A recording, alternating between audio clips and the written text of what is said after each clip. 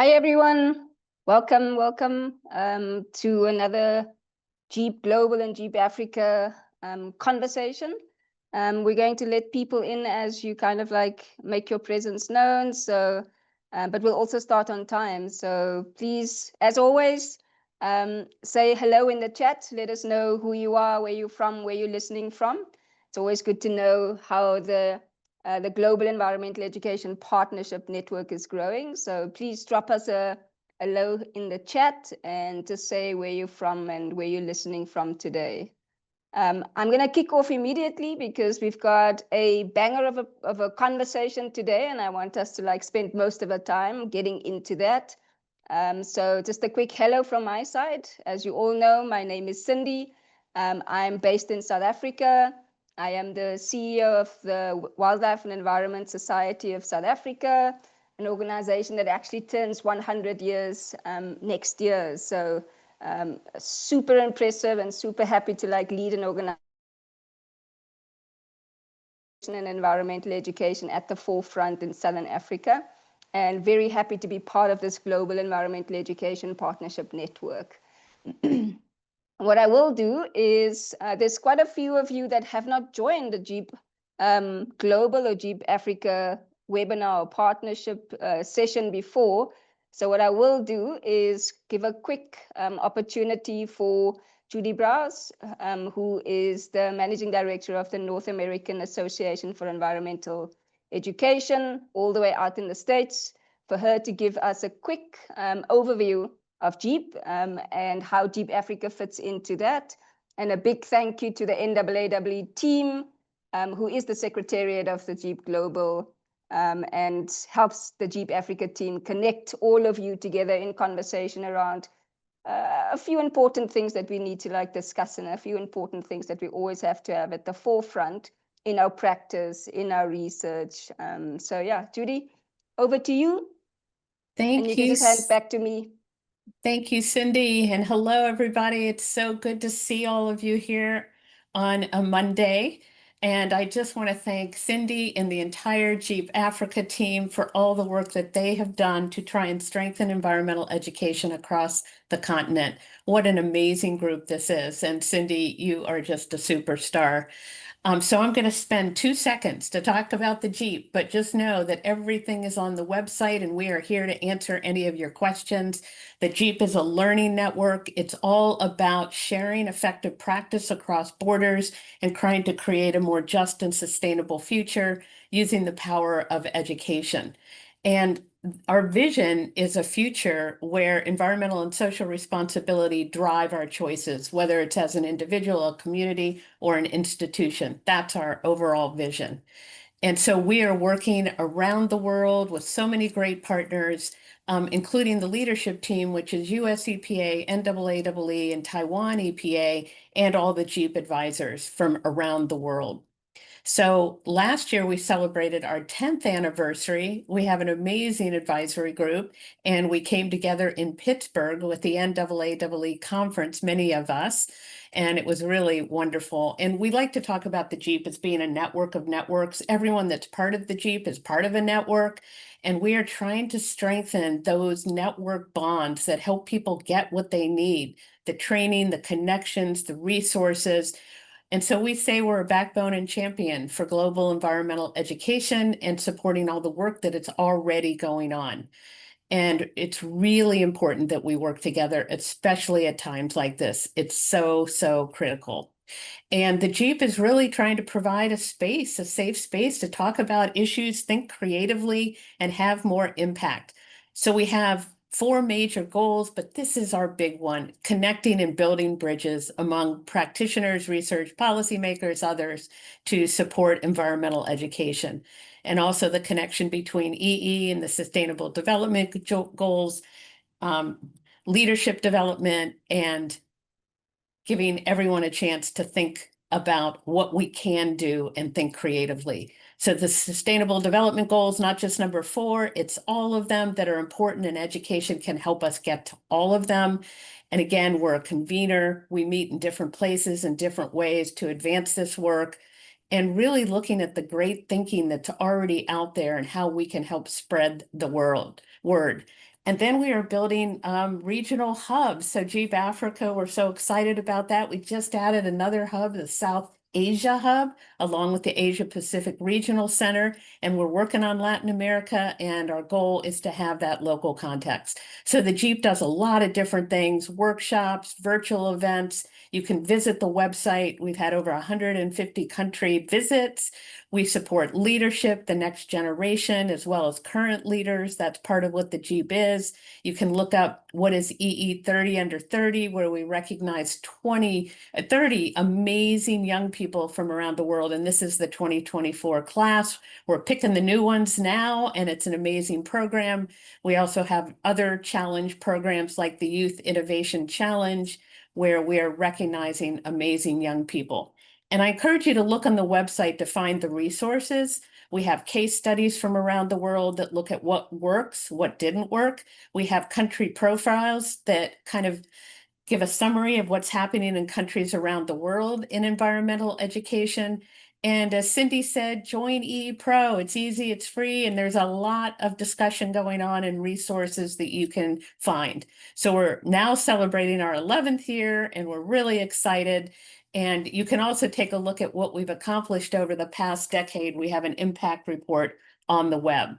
So please let us know if you have any questions about the GEEP. You can also talk to Cindy or anybody from the GEEP Africa team. And we're really excited to have you here today. So back to you, Cindy. Thank you all so much.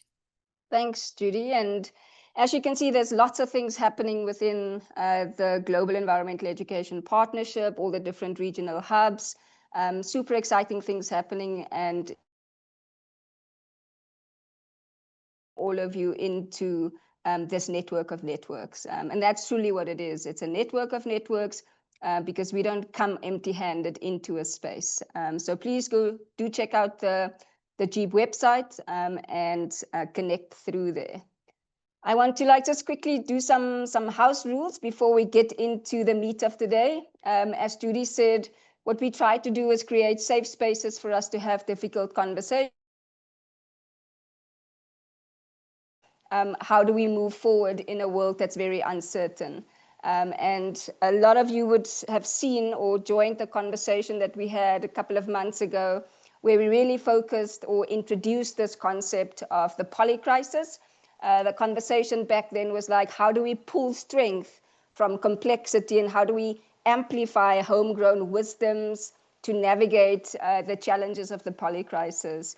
And I'm so happy to say that this conversation actually is a follow-up on that, in that today we're going to speak about education as ethical action in the polycrisis. Our guest speaker today is Olvitt, and I'm very proud to present Lausanne to you all today, or introduce Lausanne to you.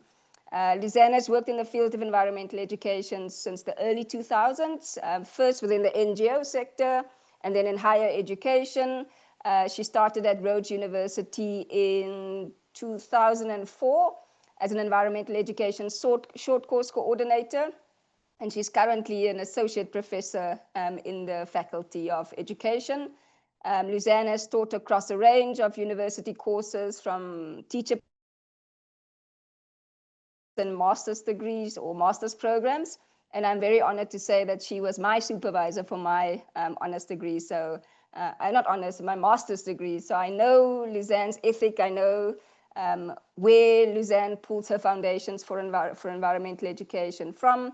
And she has pioneered recently the establishment of an interdisciplinary postgraduate diploma in sustainability learning, first of its kind in Africa.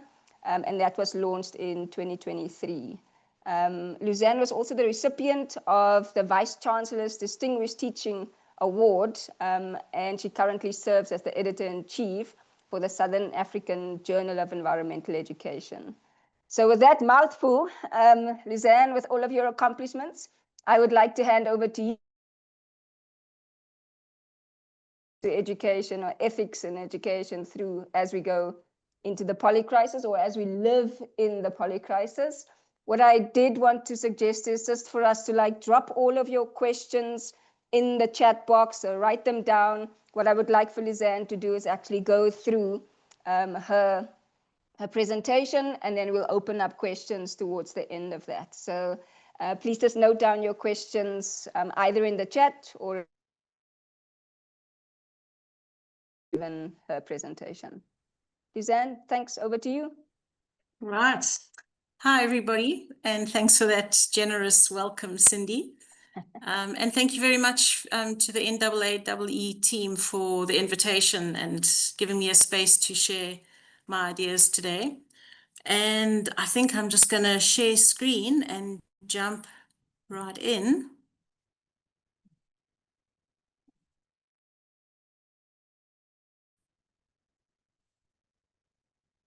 And the screen has... It's coming, it's coming.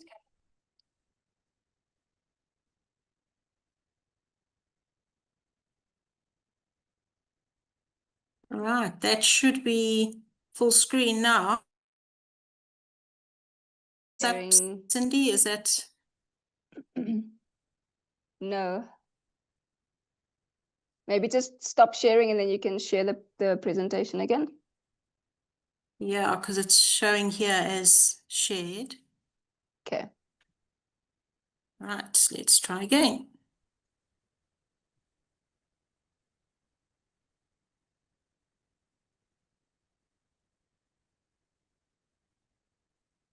There we go. Full screen mode. Right. Yay, we're out of the technological starting blocks. All right, so I'm going to move to this slide where I just want to give a little bit of background to who I am and where I come from, because all of the ideas that I'm going to share today have come through being in this space. So, as Cindy has said, I'm in South Africa at a university called Rhodes University. It's a state-funded university in the Eastern Cape province. And over the years, I've worked, well, my specialism is in environmental education or sustainability education.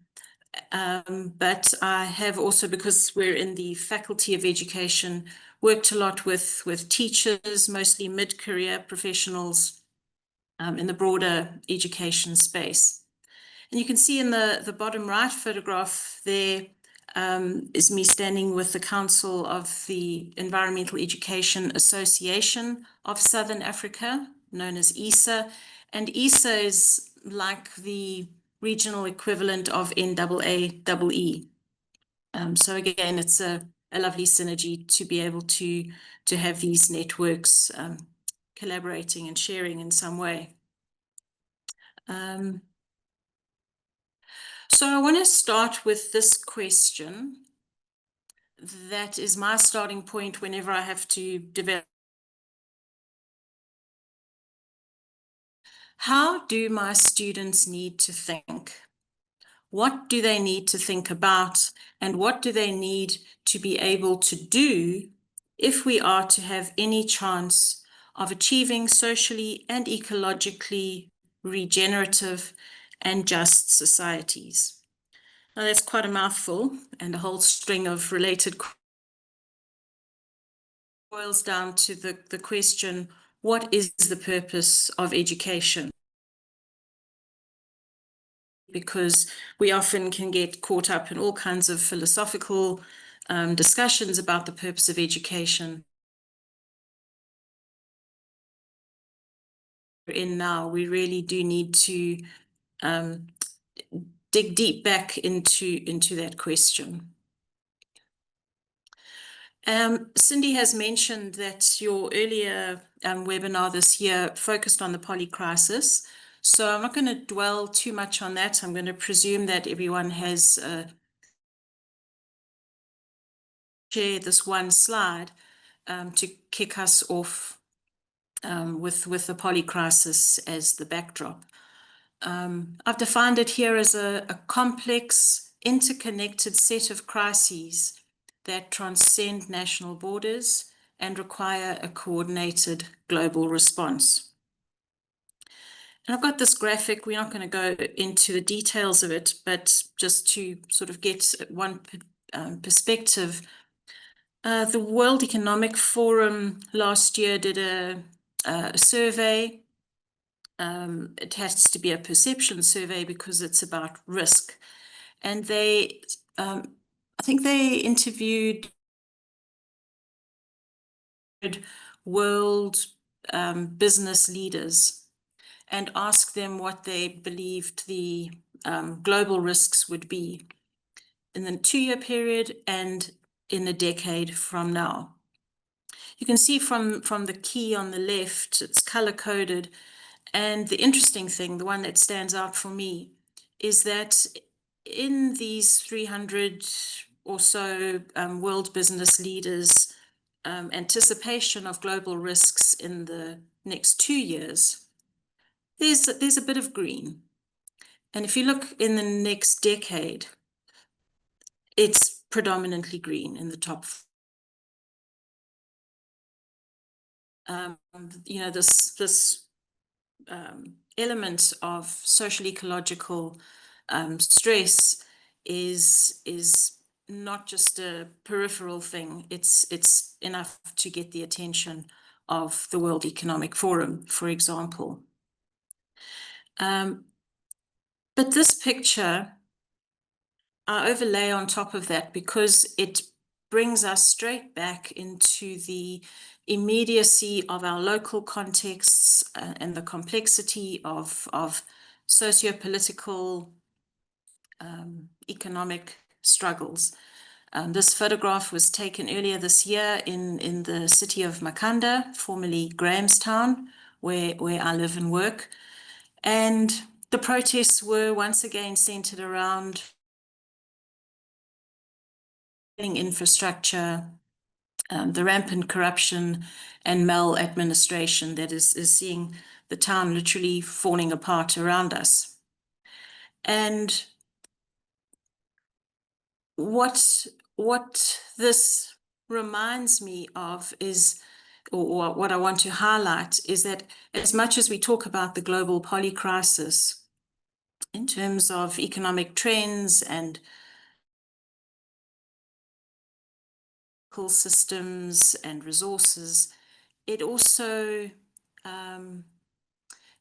it's our own immediate daily lives and choices are implicated in that, which is, I suppose, what makes it a polycrisis, not just in the different sectors that it involves, but also on the scales from to a planetary scale. So I'm going to read this quotation to you now because I think it forms an important backdrop. It's from the World Social Forum last year. They presented a manifesto. The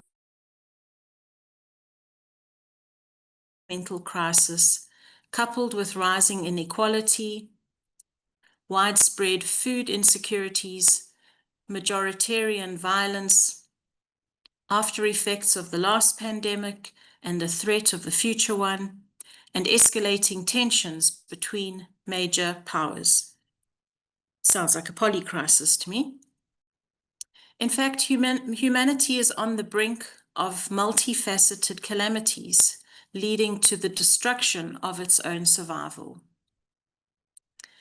Given the threat is real and urgent, the ideals of the new world order that rests upon sustainability, dignity, coexistence, equality, and equity must be enacted and actualized.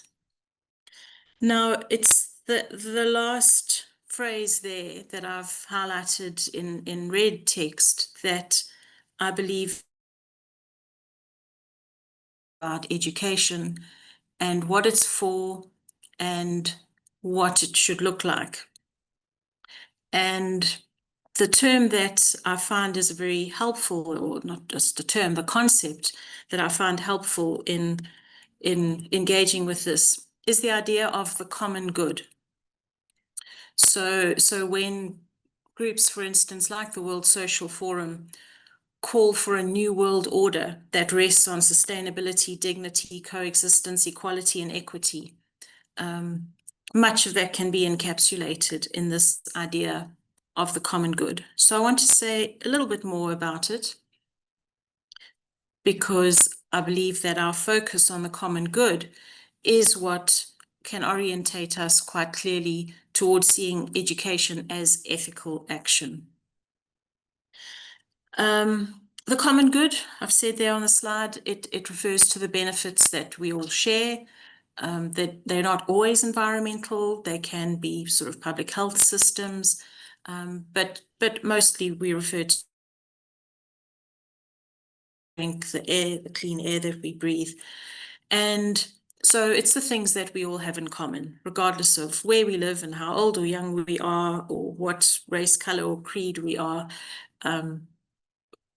These are the things that we have in common. And the word good is important because it reminds us that it's about people's flourishing.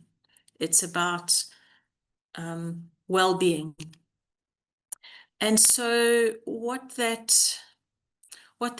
means then is that it goes beyond sort of political positioning or economic expansion. It becomes a universal value. And that is, I think, a very significant pushback into the current world. So if you have just joined now, or if you drop off the call or drop off to sleep, this slide kind of captures a lot of what I want to raise today. As educators, we have a moral responsibility to use the power and privilege of our teaching practice to contribute to the common good. And when I talk about our teaching practice, I'm using it in the broadest generic sense. I'm not speaking to school teachers only. I include higher education, community-based learning, informal education, under that term of teaching practice. But whatever our practice is, it really is a privilege. And we are in positions of power, even though it doesn't always feel like it. And so one of my starting points is to say that we need to recognize the moral responsibility that comes from that. And so the other disclaimer is that there's no formula for doing this work, and there's no endpoint, and there's no certainty. There's certainly no certainty. But I would say that we do need care, we need dialogue, we need creativity, a sense of adventure, and certainly in my experience, the company of others, because this work is not work that can be done sort of by the Lone Ranger or the savior, someone who identifies as a savior. I mean, it is work that needs to be done collaboratively and reflexively. And that is pretty much the takeoff point for the rest of my presentation, where I'm going to be unpacking a little bit more about what I mean by that. So I just want to give a little bit of a backdrop. Uriel Engestrom's work has been very influential for me. And his current work is very much focused on what they call cultural historical activity theory. I'm not going to get into that today. But one of his earliest works, he wrote about the importance of having, being able to have a view of the system, and also being able to take a personal view. And his point was that if we aren't able to see the system view and the personal view and hold them in balance, hold them in tension sometimes, but sort of hold them together, then it's not balanced and we fall short of seeing the fuller picture. And I think that is a profound challenge for education, because we often find that certain subjects or certain educational styles sort of emphasize the one, but let the other fall away. And I believe that as environmental educators, sustainability educators, it's important for us, for ourselves and for our learners, to be able to hold these two views. And so what I'm going to talk about now are three principles, if you can call them principles, three things that I think can orientate us as we try to work at the intersection of the system and the personal view. So the three things I'm going to go through are relationality and systems thinking and reflexivity. Those are perhaps intimidating abstract words, but I hope that in the next few slides I'll be able to introduce them a little more lightly and practically where time allows, and we'll take it from there. So firstly, relationality. You can see that the word there is linked to relationship, and it or anything. It's more like a worldview. Various philosophers and cultures, traditions have all been anchored in and continue to be anchored in relationality. And really what it is a way of seeing the world first and foremost in terms of interconnectedness and interdependence. Which means that when we see the world, it's not so much of a insider, outsider, I'm involved with this, severed from that, but very much a constant web of relationships. And an important feature of relationality is that those relationships are not static. It's not like a snapshot in time. The relationships are dynamic. So when something is in relation to something else, it kind of can have an effect on that thing. So what happens there will influence something else, which will shape the other thing, and that leads to an iterative or dynamic or fluid and emerging world that we live in. And so how does that translate into education? So here on the slide, I've just splashed a few of the ideas that kind of have come to the fore for me. The first is that if we take a relational approach to education, we need to recognize that our students and ourselves, we are whole beings. We're embodied agents. We have spirit, will, emotion, and it's an easy thing to say, and I'm sure we all sort of sign up for it. But the challenge is in what does that look like in the educational moment? Is it possible to develop curricula or short course outlines or training programs or workshops or some kind of informal community learning process that intentionally works with the whole person?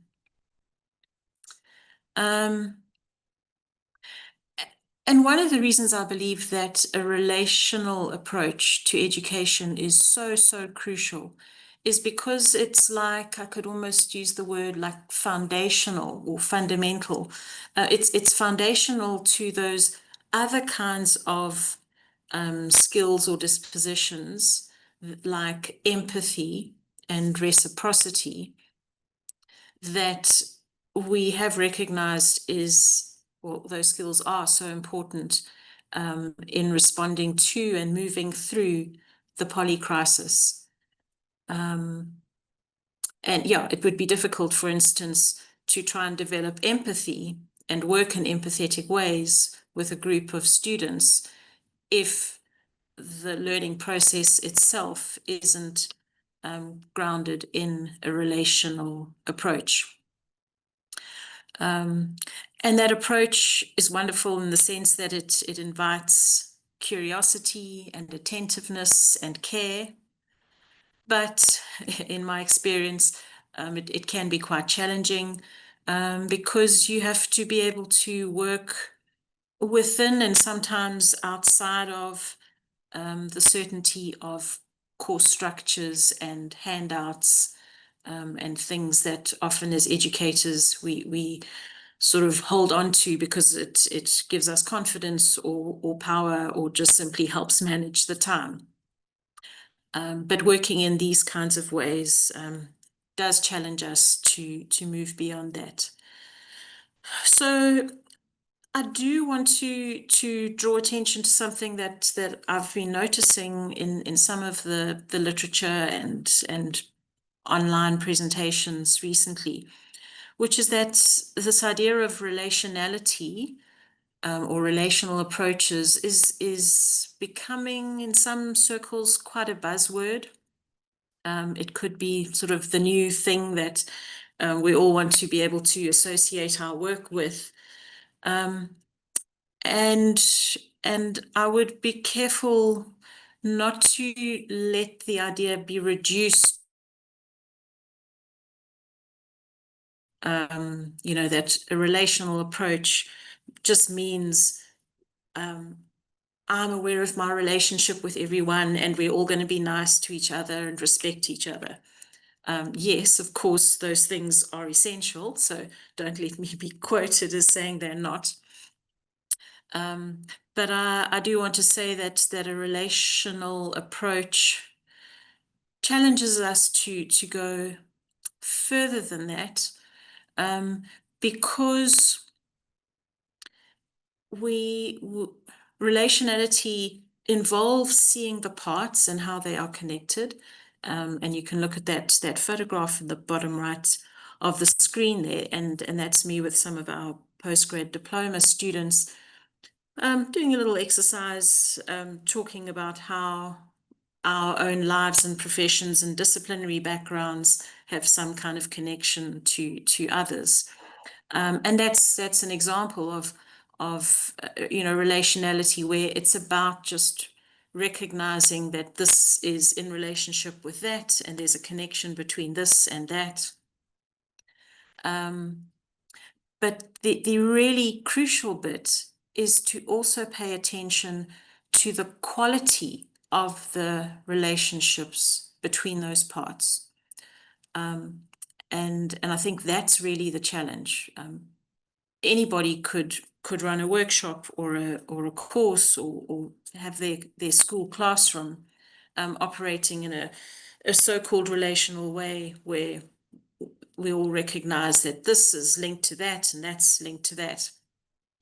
But the real ethical work comes in when we pay attention to how are those relationships working? How are they changing?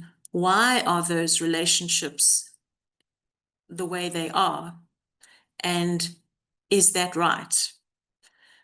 Is that contributing to the common good, for example? And I think it's when we look for and engage directly with those kinds of questions that we're moving more into a relational approach. So let me just check on the time now. Yeah, I'll give you a brief example here from that same course, the PG DIP. A little bit of background. It's a part-time program over 2 years, and in the second year the students do a small action research project. And so what we do is get them right at the beginning as they're planning what they want to do. We ask them to connect with their context. Some of you might use different terms. We use the term contextual profiling. Others might say a contextual mapping exercise or a scoping analysis. There are lots of different names, but essentially it's about, as an educator, making sure that you understand the context, the space, the circumstances, the participants as richly as possible before going ahead with whatever education it is. And there's a fairly conventional academic approach to contextual profiling, which invariably involves a structured literature review, looking at maybe policy and other sources of literature, and interviewing people and writing up a sort of formal academic report.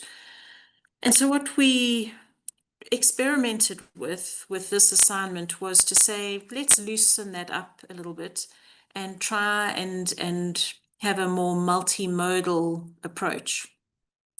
So the assignment was in different parts, and the first part was, I could call it sensory observation.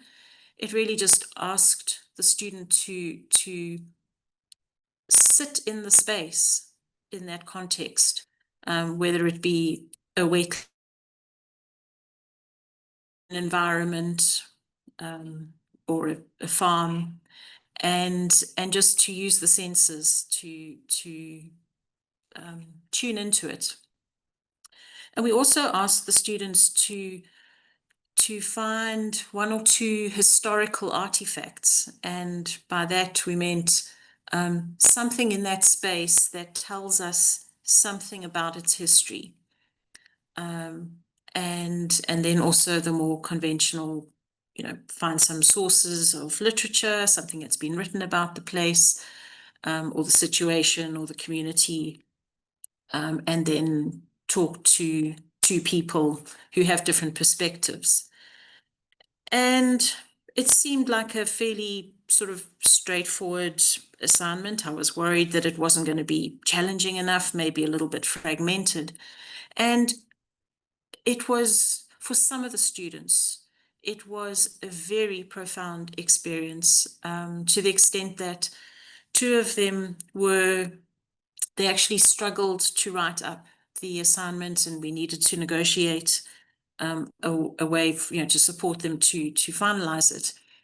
And that was because it seems as if that multimodal approach opened up sort of some cultural or spiritual or political resonances that I don't believe would have been opened up with the more, could say, neutral, structured, sort of conventional academic approach.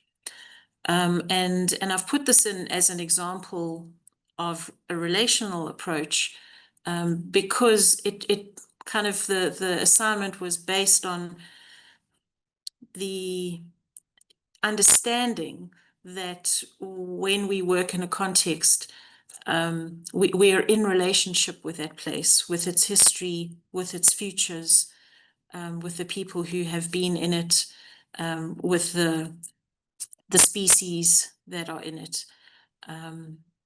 Yeah, so I just wanted to, I don't know if it's come across clearly in the way that I've described it, but as one example of working in a higher education space and trying to weave this kind of orientation in. And so we did find in this case that the assignment needed some careful debriefing for some of the students, and these things take time, they take trust. And for those of you who do work in formal education, and I believe also I could say in the NGO education programs in the NGO sector are also often constrained by timelines, reporting deadlines, staff capacity, etc. So I'm going to move on now to systems thinking. And I'll draw your attention directly to the small illustration at the bottom of the screen, where there's two hands holding like a diagram with all kinds of shapes, and there's arrows going this way and arrows going that way. And I think that very often when we hear about, when we hear the word systems thinking, our thoughts immediately go to systems being like a very structured, perhaps instrumentalist view of the world. And yes, the systems thinking can definitely be like that. But also take a look at the photograph at the top of the screen, which is a murmuration of starlings.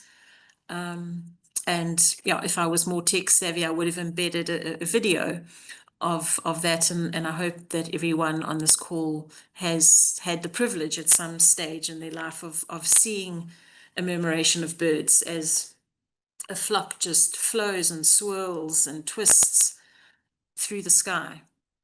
And that's also a system. Especially if we look at it in the light of the quotation there on the left from Meadows and Wright, that a system is an interconnected set of elements that is coherently organized in a way that achieves something. So I emphasize this because I think because I'm emphasizing in this talk today that systems thinking is a really important part of thinking about education as ethical action in the polycrisis. And I want to suggest that that it's not about saying we need to take a very sort of academic or analytical or impositional mechanistic view of the world with feedback loops and arrows and stuff, that we can also see the world as systems and still be very open and responsive and creative and generative with that view. I hope that you can also see that there's a very close relationship between relationality, the relational worldview, and systems thinking. And one of the things that it offers is that it helps us to hold the micro view and the macro view and everything in between. That we're able to differentiate between them, but still see how they are interrelated. And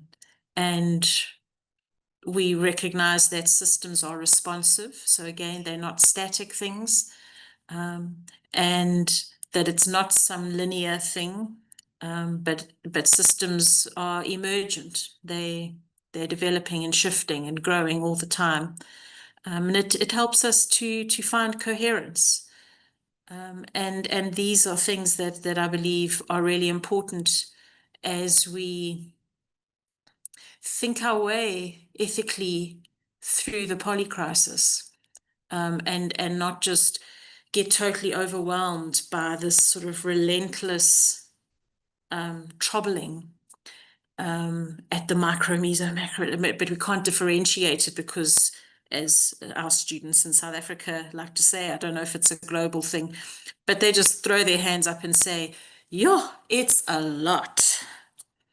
And I think having systems thinking capacity can give us some of the skills to make sense of the lot and find where we are positioned in it and differentiate between what I can't do and what I can do and what has happened before and what I would like to happen in the future and what others are doing.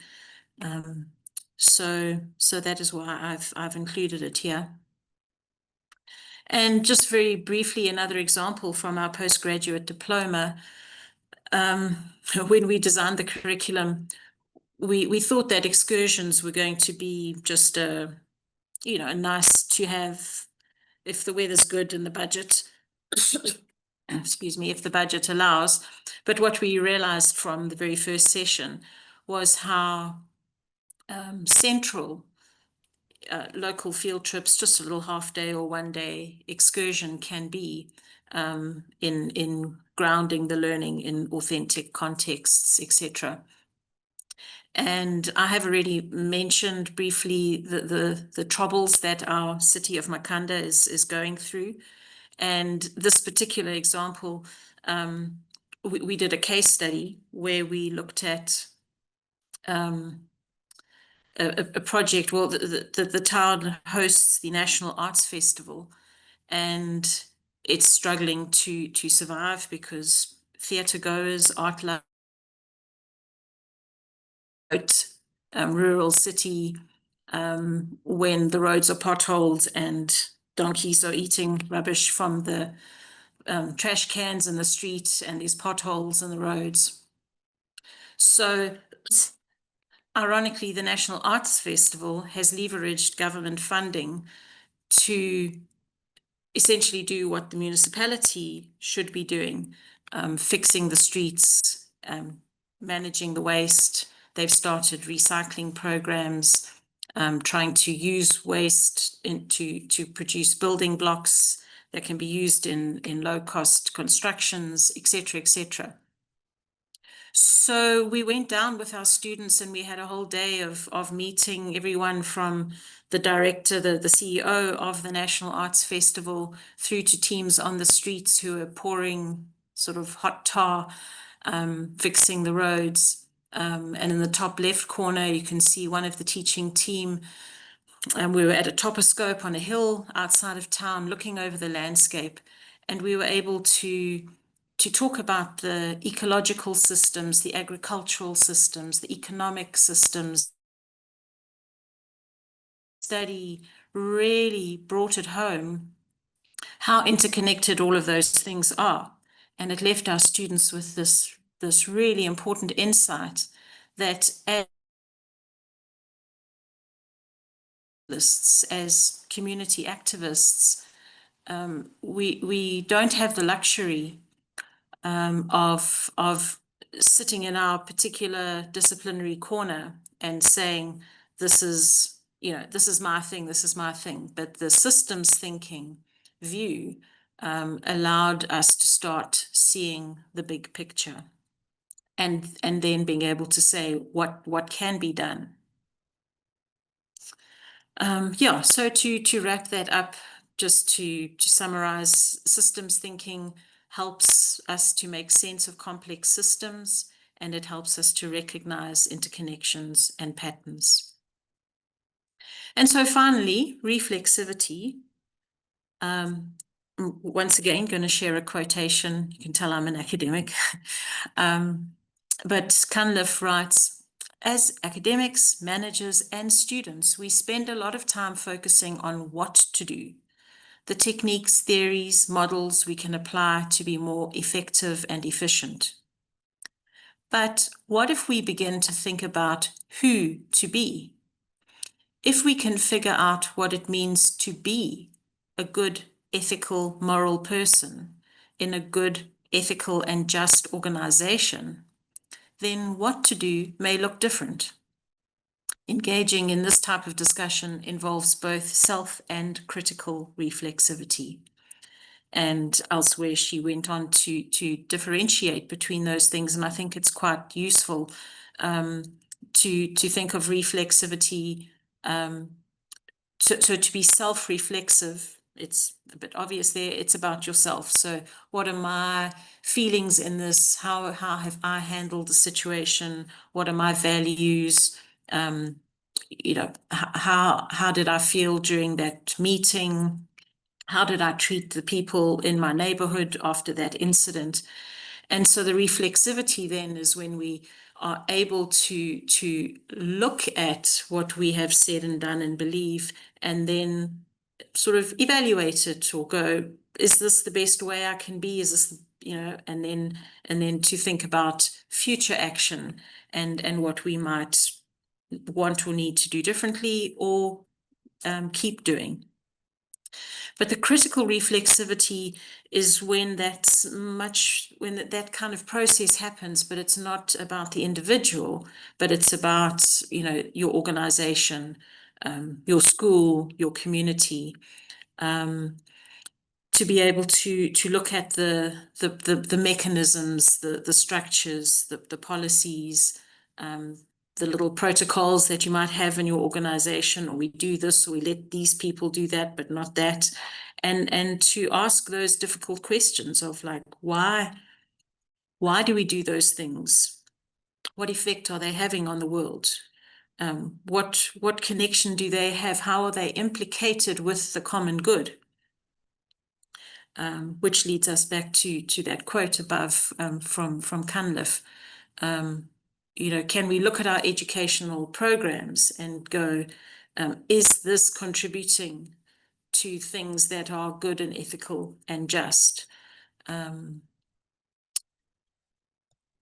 So some quick thoughts about reflexivity in a teaching space.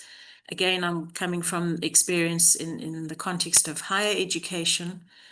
But what we found is that authenticity is really, really important. Engaging with authentic context and authentic relationships. Because if we're going to be developing our students' reflexivity, then they're going to be tough, challenging conversations to be had. And if it's just sort of abstract, generalized, stereotype case studies, then it becomes quite procedural. But when things are really real, then it creates reflexive opportunities for reflexivity. I have just noted, as you can see in the head on the title of that slide, developing our students and our own reflexivity, because as much as these things are important to develop with our learners, with our students, equally we need to be reflexive and growing and challenging and moving forward ourselves in that. So yeah, this does take time. I've learned that it really is important for us as educators to give detailed and careful feedback, which again challenges us not to do more than the procedural. Okay, we did an activity, there was an assessment, we graded the students, done. But to give feedback that really helps each individual think more deeply and critically about who they are and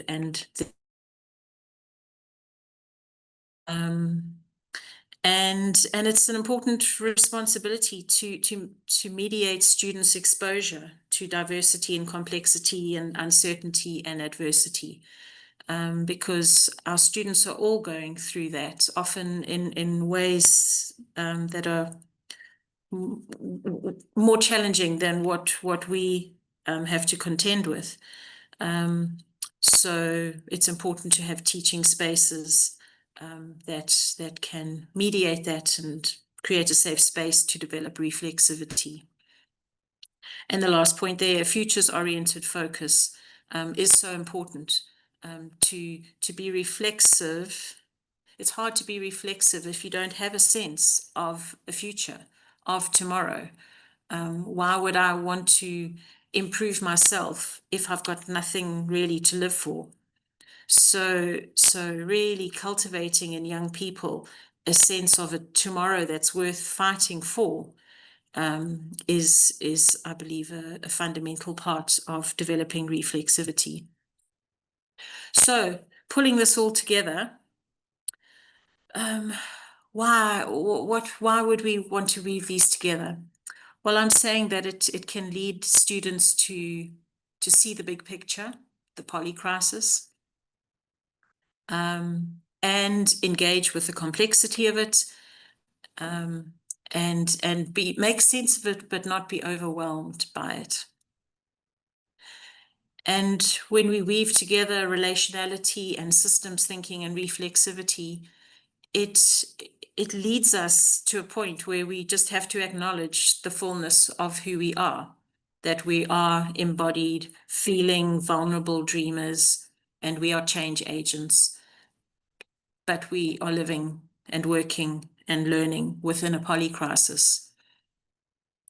And so developing this kind of orientation can help with that conversation between ourselves and the world.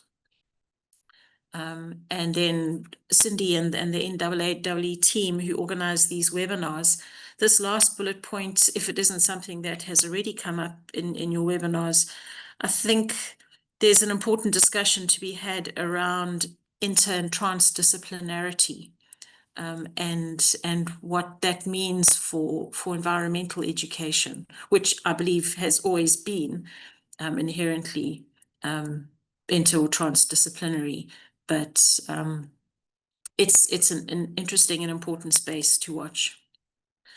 So yeah, as we wrap up, I can leave you with these thoughts. It's not easy.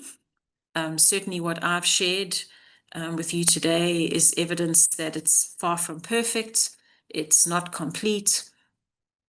But I think what I'm offering here is an invitation to think about these principles of relationality and systems thinking and reflexivity, and the weaving of them together as a foundation for good education. And everyone needs to find their own way in it, because the examples that I've shared are based on where I live and work and grew up, and my language and my culture and my personality and the wonderful people that I've learned from over the years. And each person, according to, whether they're a kindergarten educator, a university professor, or an agricultural extension officer, everybody, I believe, can find some way of approaching their educational work based on these principles. Because I do believe that they are, I've said there on the slide, they are sufficiently robust and elastic for us to put them to work, regardless of the context or the age group. But it's an ongoing journey. So that's my last slide, a little graphic. And thank you, everybody, for listening. And sorry if it was quite fast-paced and lots of ideas thrown into the mix, but hopefully there'll be time now for us to have some questions.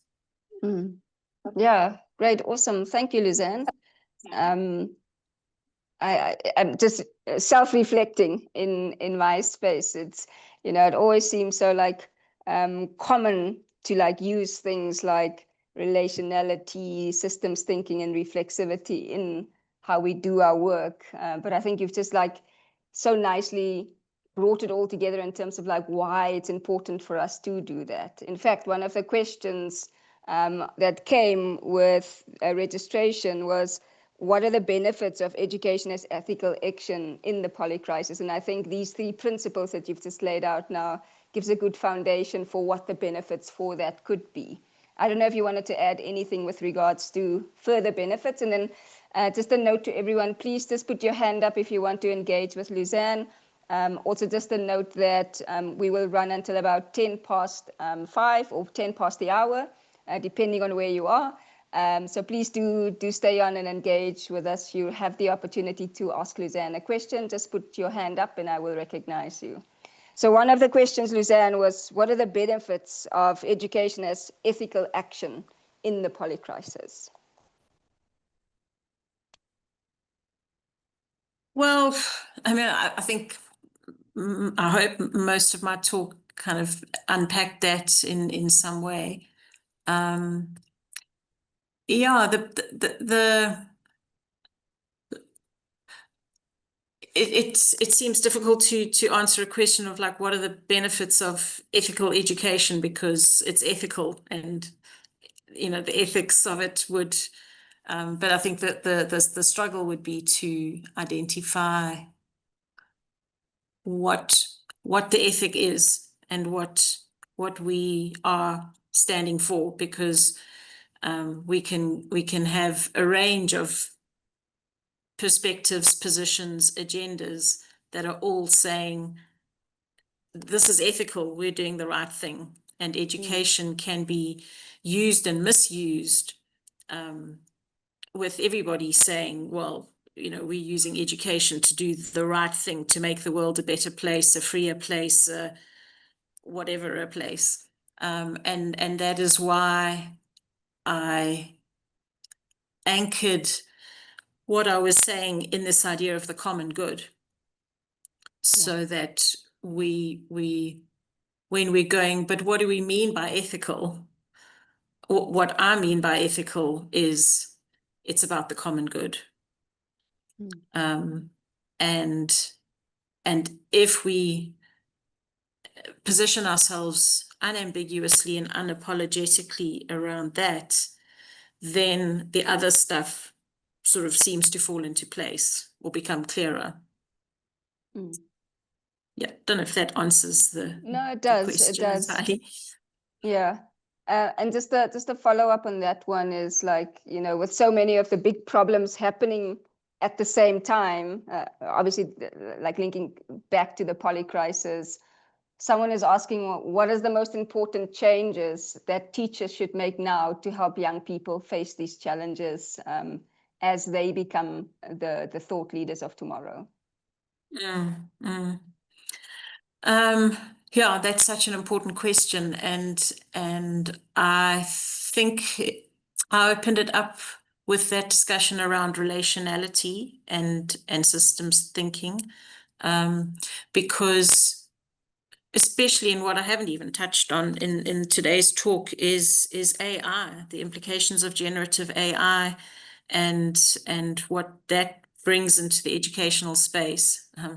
Another webinar with somebody for another month.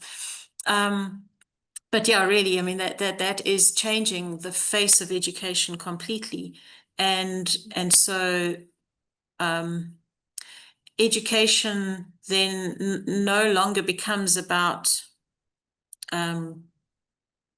transmitting information or building knowledge, because now that's becoming instantaneous. And so our way of operating in the world, and what we need to learn to do in the world, is not about accessing information and synthesizing and formulating conclusions, and that because we can just go onto our smartphones and do that. So education needs to, starting at like kindergarten level, needs to develop our human capacities to connect with one another, to see one another and all life on earth and our connectedness to everything, not in a manipulative, extractive way, but in that sort of common good, ethical way. And that's why because there were so many different principles that I could have drawn on, and I, after much struggle, settled on the relationality, systems thinking, and reflexivity, because I struggle to think about a child growing up in this world who is not able to live in a relational way, or is not able to make sense of the world around them, and isn't reflexive to be able to go, who am I and how am I doing in the space, and how am I doing with people around me?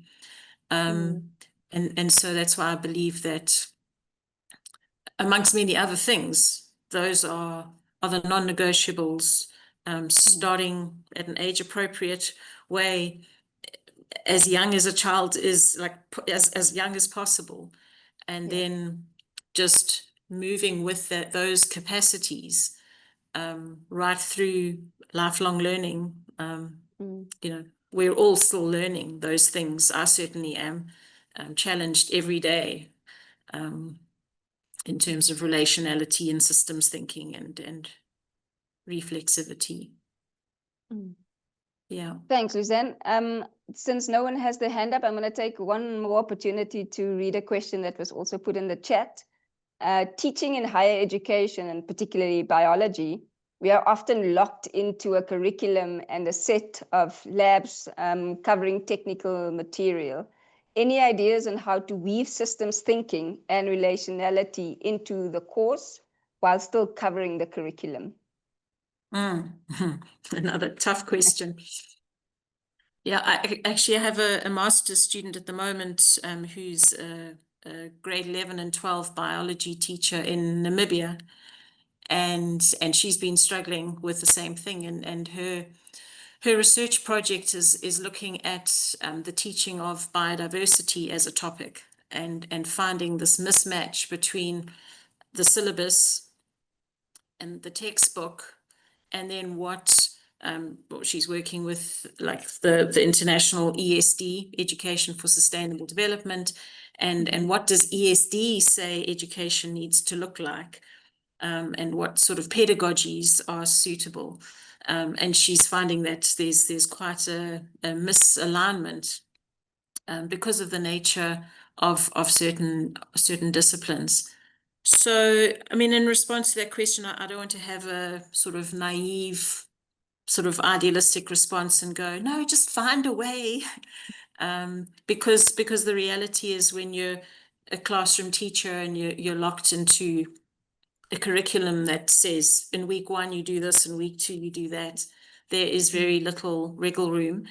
And so in the short term, I would just say that it falls to the individual teacher to try to find those little moments.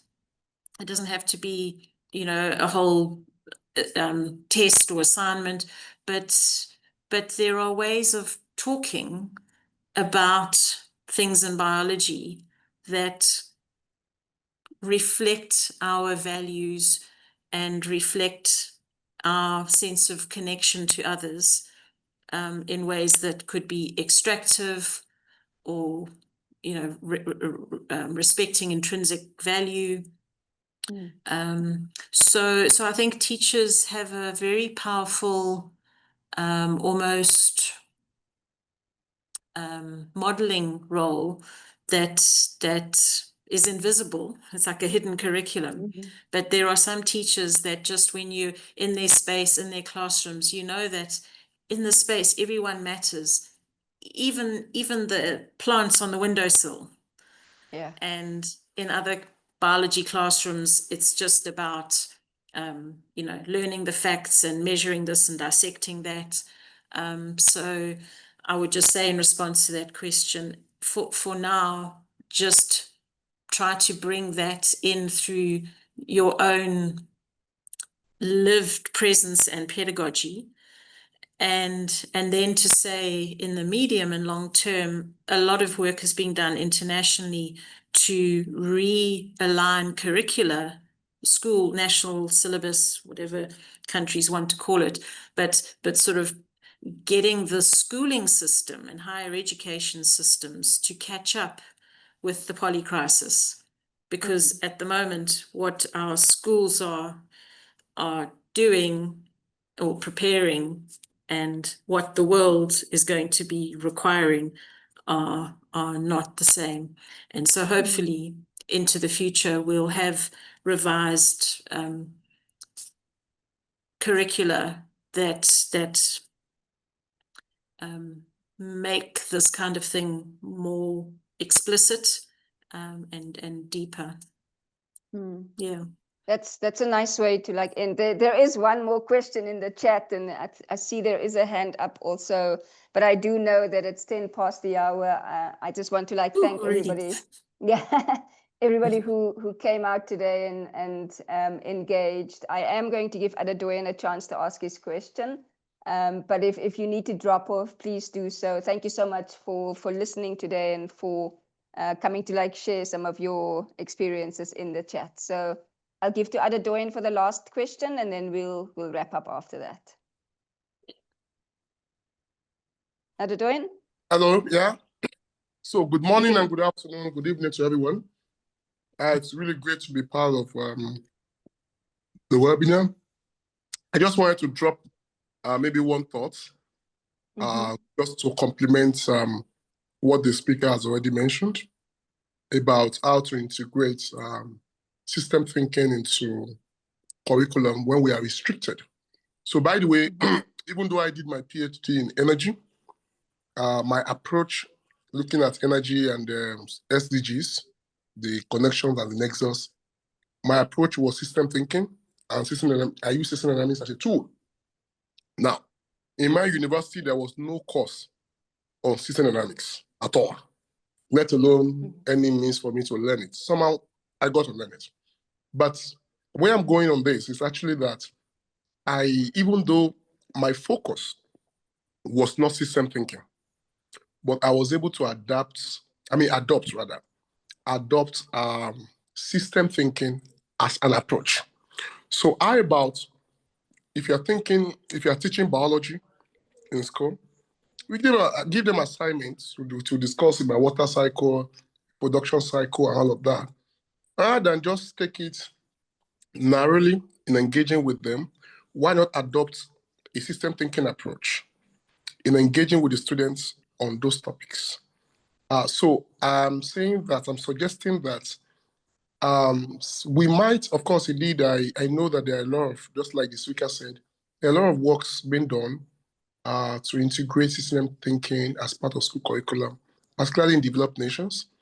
But a lot could still be achieved at this time where we don't have them in curriculum, where we can adopt system thinking as a way of engaging with our students whilst teaching integrated science, biology, even mathematics. So it's all about our understanding about system thinking and how we can apply it. So in summary, I'm saying that even though we don't have it in the curriculum yet, we can adopt it as a means of addressing questions, addressing topics in the curricular topics that we teach in class. Thank you so much. Yeah, that's a great example. Thanks. Yeah. Thanks, everyone. Thank you, Lausanne, to you for sharing your thoughts on education as ethical action in a time like the Polycrisis, and for reinforcing again those three principles of relationality, systems thinking, and reflexivity. So important, and sometimes we forget. So thank you for reminding us again, and particularly around this new world order that all of us want, which is the common good. So from the GEEP Africa team and from the GEEP Global team, big thanks, Lausanne, for sharing your time with us today. And thanks to everyone for engaging in the chat. And we will share the presentation, Lausanne's presentation, for you to kind of to reflect on beyond today. So thanks, everyone, and have a good morning, evening, midday, wherever you are. Thanks, everyone. Bye. Thank you. It's been a lovely opportunity. Bye, everyone.